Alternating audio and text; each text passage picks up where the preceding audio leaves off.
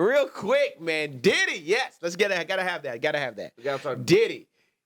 I watched the Diddy documentary. It was done very well.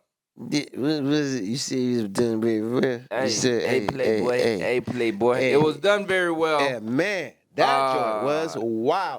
I was triggered. What were you triggered I about? was triggered. I was triggered a little bit.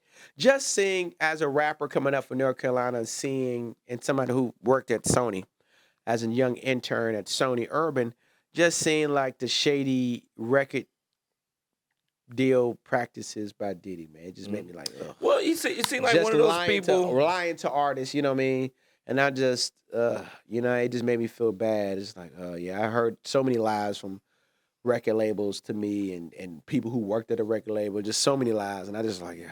Yeah, it seemed like one of those people that was dangling a carrot in front of you. You know, just like when you let that girl borrow some money and then you try to get the money back, and they kind of like, well, yeah. Why you even acting? Why you even coming at me Why like you even that? asking? Kenyon, why you even like that? Why you even asking me? That was the thing about it. It was like, yo, why you even like like you owe somebody with hundreds of thousands of dollars. They call about it. You like, man, you know what your whole vibe though, man. Your whole vibe is kind of like, right, yeah, man. Why you bothering me, man? I this told you the whole aura. Take a little man. longer, Just chill out, Playboy. man. Hey, Playboy, you really saying some stuff, It is Playboy. what it is. Playboy. Now, when old girl from Dirty Money asked him for $5,000, Diddy didn't give it to him. Kalina, yeah. Yeah, and he was That's asking crazy. for. I mean, he paid millions and millions and millions. I think at the end of the day, that's what I learned about it. I think but Diddy's not the first to ever do this. No. Diddy has been. No, he was robbing people. I think one of the things of him being jealous and wanting to get the girls that were kind of doing it at the time, that was kind of weird. Like all his, when he was about to fight Eric Sermon, like that was wild to me. I was like, Eric Sermon and Diddy was about to fight? That's random as hell. Right. Knock on somebody's. No, hey, yo, what's up, Playboy? We gotta do something. He swung on me and he's like, hey, bro, chill out. Listen to this Biggie. And he's like, yo, we listening to the freaking Biggie. What in the world? Yeah. Crazy. I mean, the Kid Cudi thing too. Like, they didn't even go into the Kid Cudi thing like they should have and all that stuff. They didn't go up to the blowing up of the car. They didn't do that. They didn't go to the locking the dog in the bathroom either. They did not go to open the presents and all that stuff. Yeah. At the end of the day, I think Diddy. One thing no one really addressed was the dude that was very like alarming to me when he came over the dude that basically co-created the business. Kurt Burrows. Had you heard of him before? Yeah, I've heard his name. But I didn't know who he was. I'd heard his name before. Gotcha. When he came over with a baseball bat and said, yo, sign right here. Give me that money back. And also, at the end, he was basically like, yo, Diddy sexually assaulted me too. Yeah. That was wild. Yeah. That's what I haven't heard anybody on podcast addressing. That's very weird to me because I'm like, yo, that was just like a mic drop at the end. Like, I was like, yo, what happened now? What was going on now? Well, Gene Deal has confirmed that, yeah, he heard about, Kurt Burrows giving Diddy fellatio. Really? In the studio. He said, yeah, I heard that a long time ago. Everybody heard about that. Like, he walked in. You know what I mean? And then Chopper, I'm on the YouTube. This is how good YouTube is, right? So then I saw Chopper. Now he getting an interview. And he said that, yeah, he was at Bad Boy. And like. It's Chopper from Making a Band. Yeah. But he said he was going to go to the studio and see Diddy real quick. And he was waiting on the budget for his single for Bad Boy South. And he hadn't had it in like 5 months. He's like, yo, I need my money, my budget for my video shoot. Yeah. And he's like, yo, man, I'm talking to Harv Pierre and I'm on the phone with him. The security guard's right there, and Diddy's in the A room of the studio. He's like, yo, man, the security guard's like, yo, you can't, whatever. He's like, yo, I gave him the phone. Like, Harv is on the phone, dude. And he's like, the security guard looked one way. He said, I walked over there, past the security guard, opened up the studio door. He said, Diddy and this dude that's very powerful white man. And he said they was touching each other and kissing each other. And he was like, oh! And he said he closed the door.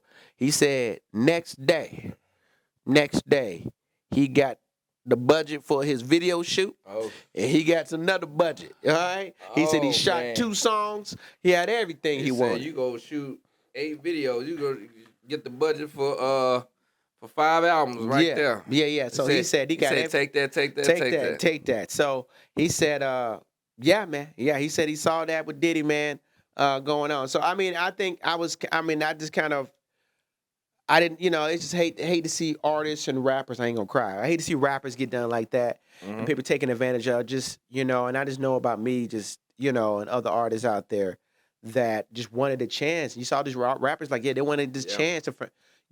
I remember being in Greensboro at Super Jam. I think the Locks was there. Mhm. And I remember they got off stage, and I was in the back. Me and my boy was in the back of Super Jam.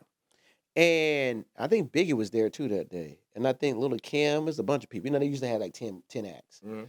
And I remember the Locks came all the way up where we were. All right. I'm like, oh, shoot. And I remember Sheik Luch was right there. Jada was there and stuff.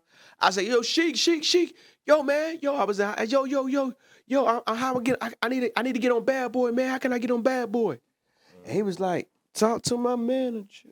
I was like, that was my moment. I never forget that, yo.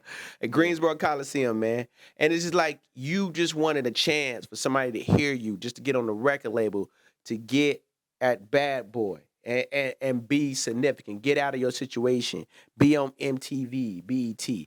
And Diddy took advantage of that, man. He took advantage of people. He took advantage of women. He took advantage of dudes. And all because he wanted to be the number one cat. He wanted to be Tupac. He wanted to be all that and then some. But what is it for a man to gain the world when he what? Nah, don't get me. What is it? You don't get me started on quotes. At the end of the day, I feel like all, right? yeah, I Take that. yeah, man. I think he really didn't think he was going to jail. He This thought he was Mr. documentary- Untouchable. Yeah, I think that this documentary obtaining his days leading up to him going to trial or being sentenced was very interesting aspect. I think at the end of the day, man, it's Sad to just see. behind the scenes, but I think the music business has been like that. There's been no HR in music business. Even the white girl from Danny Kane, Aubrey Day, was Ooh. saying she doesn't even have any recollection, but there's somebody saying, "Hey, I saw you in this," and I'm like, but even with Aubrey Day, I'm kind of like, yo, you don't remember what day it could have been, because you gotta remember one day you was out of it. You know what I'm saying? I'm hoping, Yeah, we all But had some times. but with your man that we just spoke of, that was Kurt the first Kurt Burrows. That was the first man to confirm Right. out Diddy. his mouth Yeah. that him and Diddy was he was sexually assaulted, or sexual favors was held over his head. You got to go watch the what you call it. He didn't go into detail. Yeah. But we've always heard speculation. But this is another man, actually grown man, Right, grown man. confirming this. And I mean, that's wild within his wild. It just seemed like a lot of power dynamics. And they went into the story of how he may have became that, of him, how his mom raised him. His mom used to whoop his butt to the third degree, and him always, wanting to fight and wanting to be a star. And him, he grew up as a lavish kid. Like essentially, they said he was the son of a drug dealer. His mom was still very well respected in those parts. Yeah. In those areas. But Diddy wasn't a regular fighter. Diddy ain't no square up. Diddy's like I'll bite your ear off type fighter and stuff. So, I mean, man. There's never gonna be another Puff, and I hate that this is a legacy. But at the end of the day, I don't even think he'll still gonna hurt it like that. I think he's still gonna. I mean, he's gonna be out in a couple months. What, like a year? I mean, what are we talking about? I think we were talking 2 years. And people still gonna be back rocking with her. I don't really think I met a DJ. it's really gonna. He's still gonna have some swag and some pull when he gets back out here. I met a cute DJ over the weekend. Uh-huh. I ain't gonna say her name just in case, She's a cute DJ, but we had a quick little conversation as I was, rapping to her, and she said that I don't know. I don't know how we got on the subject of Diddy, but yeah, she said that somebody wanted to play some Diddy song. I think. Yeah. Oh no, no, Step in the Name of Love. Yeah. And so I was like, oh, did you see the Diddy documentaries? And she's like, nah, because she said she don't play no R. Kelly. And so I said, well, you don't play no R. Kelly. You definitely don't need to watch that Diddy documentary. Because she's like, yeah, I don't wanna do it. So I told her that I have a homeboy here. We all know, you know, that DJs and still plays some R. Kelly, still play Diddy. Mhm. I said, what about Keisha Cole last night? I said, girl, he got so many hits. Now Diddy has produced so many things though. Yeah. It's so many things that have his My thing fingers is on. this, and I'm sorry. Bobby Womack Mhm. slept with his homeboy's Wife. wife after his homeboy died. Mhm. And then married her, right? Yeah.